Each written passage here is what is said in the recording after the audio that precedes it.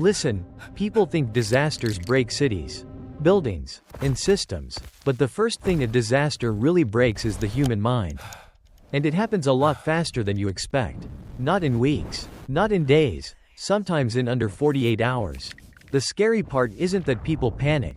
It's that most people don't even realize their psychology is collapsing until they're already making the kind of decisions that get them hurt, lost, or dead. And if you've ever wondered why smart, capable people fall apart the moment the world stops behaving normally, you're about to understand what no one ever explains. Here's the uncomfortable truth. Your brain is built for patterns, predictability, and control. But the moment a disaster hits, a blackout, an earthquake, a nuclear scare, a chemical leak, whatever, those patterns evaporate instantly. And when your brain loses its familiar rhythm, it doesn't try to adapt. It tries to fill in the blanks. That's where the collapse begins. During the first few hours, you experience what psychologists call cognitive overload. Your senses absorb too much chaos at once. No power, no information, no clarity, no plan. And whether you admit it or not, your brain starts bargaining with reality. You tell yourself it's temporary. You tell yourself someone's coming. You tell yourself help is already on the way. But your body knows better. Your pulse stays high. Your breathing shallow. Your muscles tight. That mismatch between what your brain wants to believe and what your body knows is happening. That's the first crack. And once that crack forms, it doesn't close easily. Now, here's where things get dangerous. Somewhere around hour 12 to 18, most people hit what survival psychologists call the distortion window. Your brain starts misreading information. Every sound becomes a threat.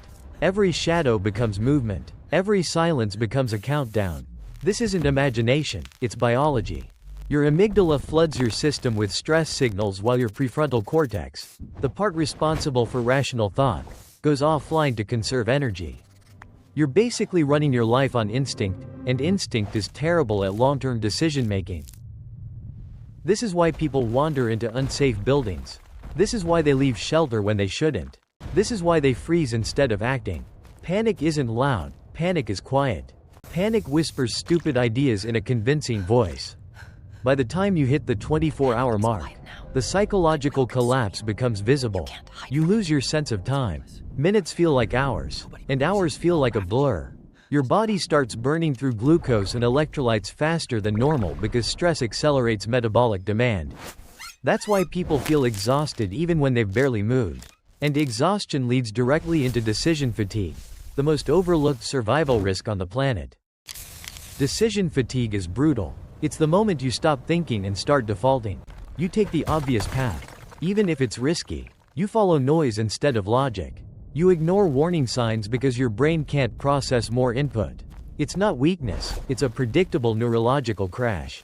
And disasters don't care whether you're strong, prepared, confident, or experienced. If you don't understand what's happening inside your head, the collapse takes you the same way it takes everyone else. But let me tell you the part nobody teaches.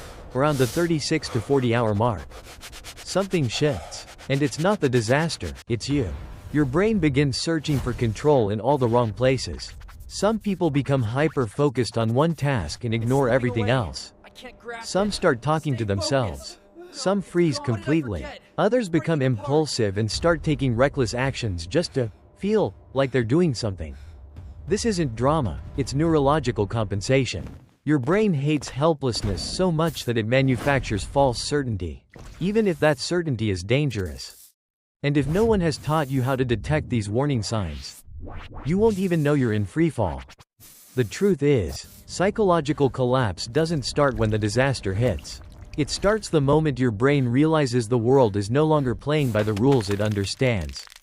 And once that realization kicks in, you either take control, or your mind takes control of you. The people who survive aren't the strongest, fastest, or toughest. They're the ones who notice the shift early enough to fight it. This first half is the part everyone experiences but nobody talks about, the invisible collapse inside your skull. The next half, and this is where things get intense, is about how to stop that collapse. How to override your biology. And how to stay functional when your brain is trying to shut down your survival instincts one by one. So now that you understand how psychological collapse begins, Let's talk about the part that really decides who makes it through a disaster and who doesn't, stopping the collapse before it becomes irreversible. Because here's the thing most people never hear: your brain isn't your enemy. It's just doing exactly what it evolved to do: protect you using ancient systems built for a world with predators, not power grids and concrete. The first thing you need to know is this: awareness beats instinct. When your body hits that distortion window, when every sound becomes a threat and every shadow feels alive, your goal isn't to calm down, your goal is to notice what's happening. The moment you recognize panic as a physiological process instead of a logical warning, you immediately weaken its influence. Panic thrives in confusion. The second you say, "This is my stress response," the reaction loses half its power. That's not philosophy, that's neuroscience. The next thing you must understand is how to break the feedback loop between fear and perception. Your senses amplify danger when you're overloaded, and danger amplifies your senses in return. That loop can spin out of control fast. The way out is grounding, not in a spiritual way, but in a biological one.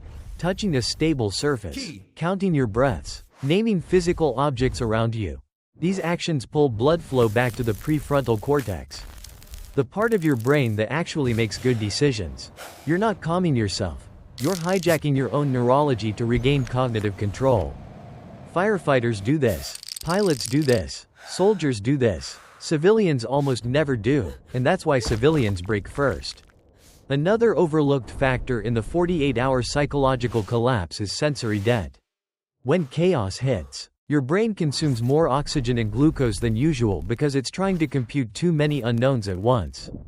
That's why people in disasters often feel empty, hungry, shaky, or mentally foggy. If you don't manage your physiology, your psychology will fail. Hydration, electrolytes, and controlled breathing are not comfort tools, they're survival tools.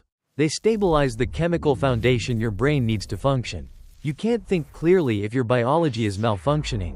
And disasters are a perfect recipe for biological malfunction. Then comes the social danger, the collapse of group logic. Around hour 24 to 48, groups start losing cohesion. People stop agreeing on what's safe. Leaders stop thinking clearly. Followers stop following. Arguments break out over tiny decisions because everyone's brain is scrambling for a sense of control. If you don't recognize this pattern, you get dragged into emotional whirlpools that drain your decision-making power even faster.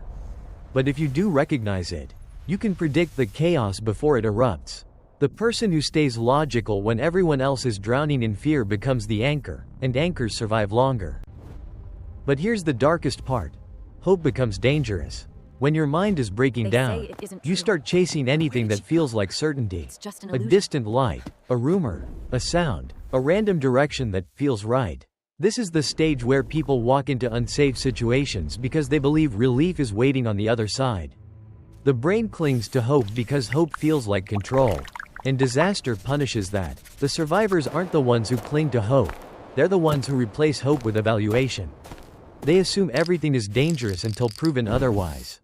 They move slower, not faster. They make smaller decisions, not bigger ones. They preserve their psychological energy instead of burning it on fantasies. Now let's talk about the shift that separates long-term survivors from casualties. The moment you stop expecting rescue. When you stop outsourcing your survival to external help, your brain recalibrates. The fear drops. The confusion loosens. You stop thinking like a victim and start thinking like a problem solver. Your brain wasn't built to endure days of uncertainty, it was built to act. And once you give it permission to act instead of hope, it becomes your strongest ally again. The final thing you need to understand is this: psychological stability is a skill, not a trait. You don't magically become calm in a crisis. You train the habits that prevent collapse. Recognizing sensory overload, breaking panic loops, managing your biology, predicting group behavior, rejecting false hope. These aren't just survival techniques, they're mental armor. And the people who walk out of disasters alive aren't the ones who avoid stress. They're the ones who navigate stress with awareness instead of instinct. So yes, disasters can destroy a person's psychological stability in under 48 hours. But if you understand what's happening inside your head, if you know the patterns and the traps and the chemistry, you can stay functional while everyone else is unraveling. And the truth is, once you learn how to keep your mind intact when everything else is falling apart, you don't just survive disasters, you move through them with clarity while others freeze. You can't control the disaster, but you can control the collapse.